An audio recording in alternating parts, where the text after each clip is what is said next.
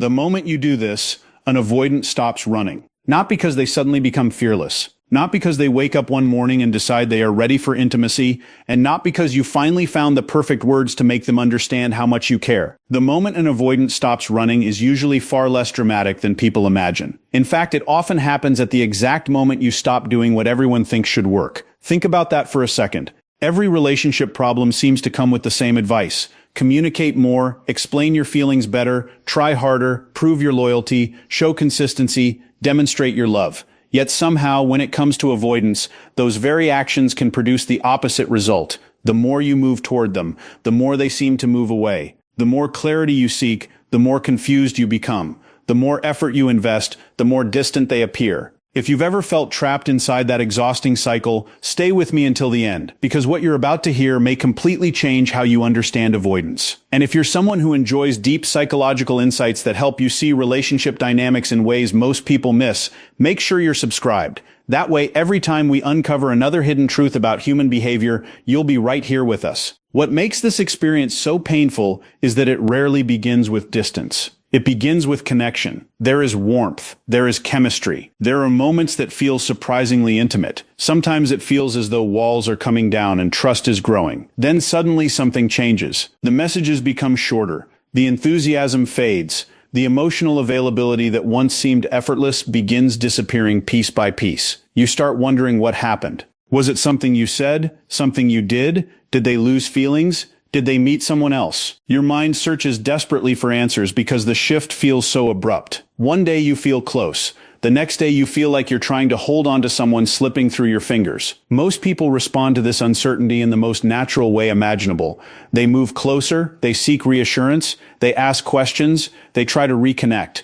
After all, if someone you care about is pulling away, wouldn't it make sense to bridge the distance? But this is where the cycle begins. The more unsettled you become, the more energy you direct toward them. The more energy you direct toward them, the more pressure they begin to feel. And before either person realizes what's happening, both are trapped in a dance neither truly understands. To understand why this happens, you have to understand what running actually means to an avoidant. Most people assume avoidance is about not caring. They interpret distance as indifference. They see withdrawal and conclude that feelings must be absent. But avoidance is often much more complicated than that. Many avoidants experience a strange contradiction. They crave connection while simultaneously fearing what connection requires. They want closeness, but closeness creates vulnerability. They desire intimacy, but intimacy threatens their sense of independence. The very thing they long for can also activate the very fears they spend their lives trying to manage. So when emotional intensity begins increasing, their nervous system can interpret that closeness as danger rather than safety. This doesn't mean they consciously think, I need to run. Most of the time, the process is far more subtle. They simply begin feeling overwhelmed. They need space. They need distance. They need room to breathe. And because these feelings often operate beneath conscious awareness, they may not even fully understand why they're withdrawing. They only know that something inside them is telling them to create separation. What's fascinating is that the withdrawal usually starts long before you can see it. Most people believe the avoidant leaves first and then becomes distant. In reality, the emotional distancing often begins internally, weeks or even months earlier. The avoidant may still be texting. They may still be spending time with you. They may still appear invested on the surface. But beneath that surface, something is already shifting. They start monitoring how dependent the relationship feels. They become increasingly aware of expectations. Small obligations feel larger than they really are. Emotional conversations begin feeling heavier. Future plans create discomfort they can't easily explain. What looks insignificant from the outside can feel enormous inside their mind. This is the hidden trigger behind withdrawal. It is not necessarily conflict. It is not necessarily commitment. It is the growing perception that emotional demands are increasing faster than their ability to tolerate them. And because avoidants value autonomy so deeply, the fear of losing themselves inside a relationship can become stronger than their desire to stay fully connected. The distance you eventually see is often the final stage of a process that started long before any obvious signs appeared. This is why chasing feels so logical and yet so ineffective. Imagine standing in front of a closed door, convinced that if you just knock a little louder, eventually someone will answer. That's exactly how most people approach avoidant behavior. They believe more effort will create more connection. They send longer messages. They explain their intentions. They seek reassurance. They try to solve the problem through communication. The tragedy is that these actions usually come from a beautiful place. They come from love. They come from care. They come from a sincere desire to repair the bond. But the avoidant often experiences those same actions very differently. What feels like love to one person can feel like pressure to another. What feels like reassurance seeking can feel like obligation. What feels like pursuing clarity can feel like losing freedom. So the harder one person pushes for connection, the stronger the other person's instinct becomes to create distance. Neither side is trying to hurt the other, yet both end up triggering exactly what they fear most. One fears abandonment, the other fears engulfment. One moves closer, the other moves away, and the cycle feeds itself over and over again until both people are emotionally exhausted. The most painful part is that many people unknowingly make the avoidant the center of their entire emotional world. Without realizing it, their mood begins depending on the avoidant's attention. Their confidence begins depending on the avoidant's validation. Their peace begins depending on the avoidant's consistency. Every text becomes significant. Every delay becomes meaningful.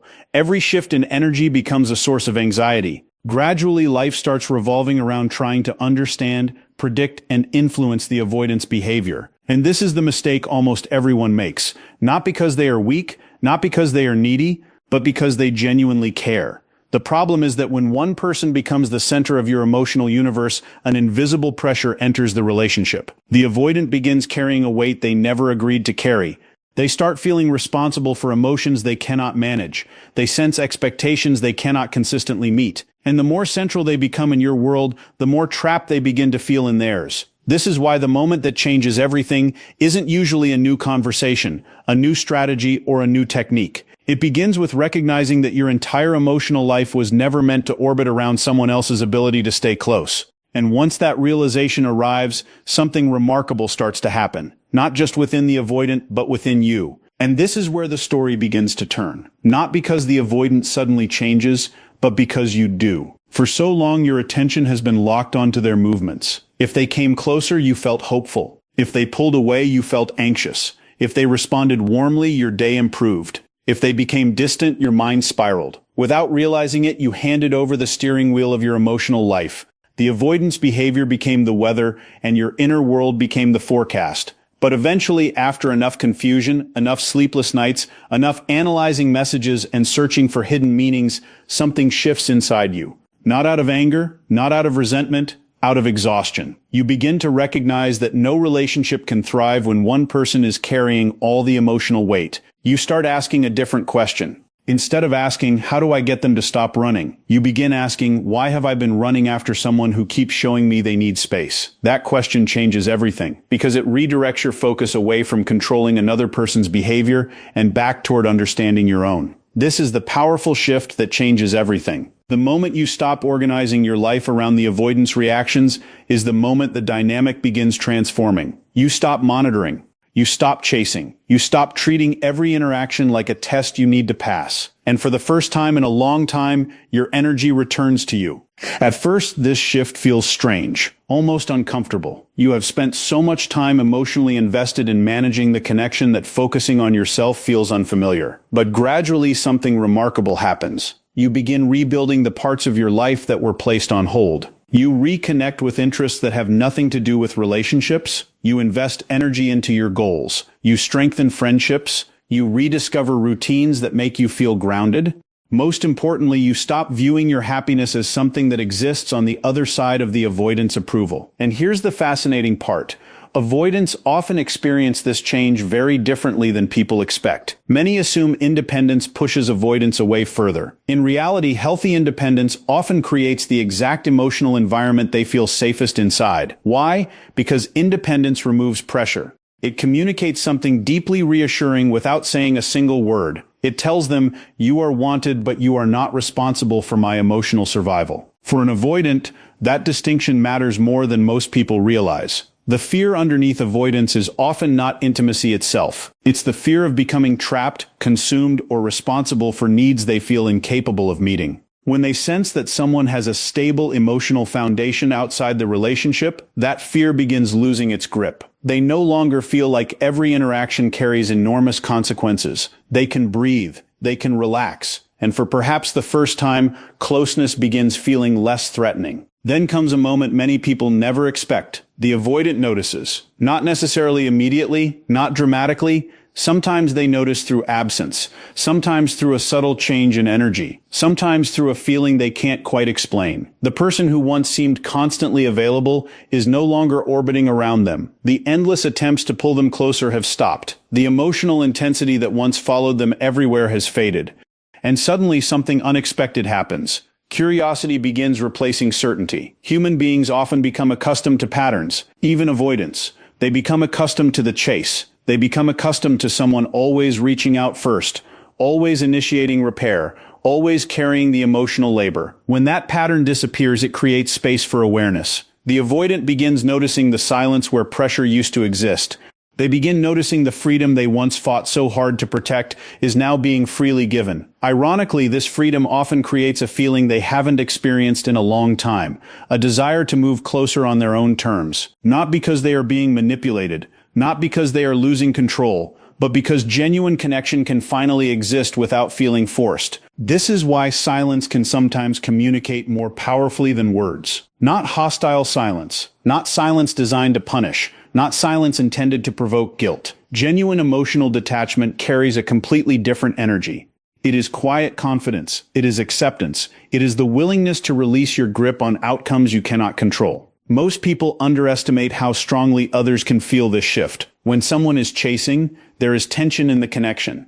Even if their words are loving, the underlying energy says, "Please choose me. Please reassure me. Please make me feel safe." But when someone becomes emotionally centered within themselves, that tension disappears. There is nothing to prove, nothing to force, nothing to demand. And because the pressure disappears, the avoidance nervous system stops bracing for impact.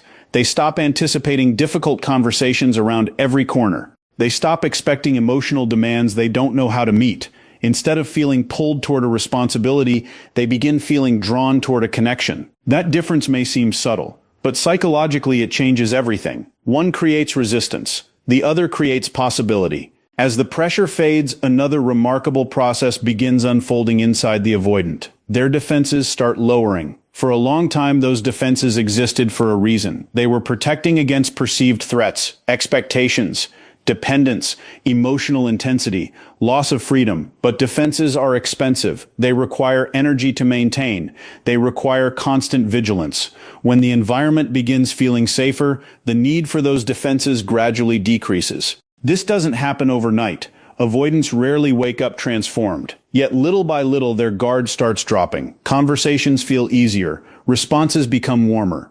Presence becomes more consistent. The walls that once seemed impossible to penetrate begin developing small openings.